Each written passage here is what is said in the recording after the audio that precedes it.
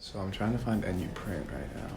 It's 5 o'clock on Sunday, and the sun is about to set over Main Library at Northwestern University. But for junior Peter Luzik, the day is far from over. Luzik is approaching his 6th hour studying at Maine today. He's preparing for his Econ 310-1 exam, which is on Wednesday. I'm getting a new job for Maddie. She forgot to print. But that isn't the only midterm that Luzik will have to study for. In fact, he has 3 midterms, all of which are next week. I've studied also today for, finance and economics and social policy. Oh, I also wrote a paper this morning. Meanwhile, on the other side of the library, Northwestern junior Grayson McManus finds a small section of an otherwise packed high-top table and begins to get out her study materials.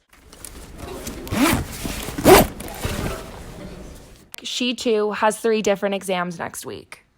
I would say weeks that I have midterms, I spend all of my free time in the library. This is one of those weeks for McManus. Northwestern boasts that the quarter system allows for students to take many different classes throughout the year. But what Northwestern doesn't tell you about the quarter system is that work and exams tend to be very unevenly distributed across the 10 weeks of classes.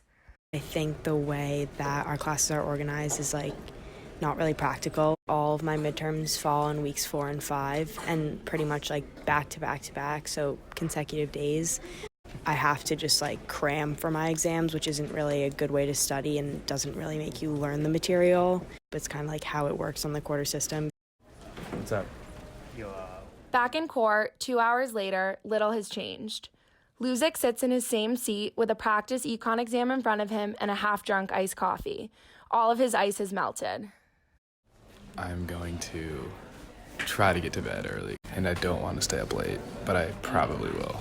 Right now, I'm very stressed.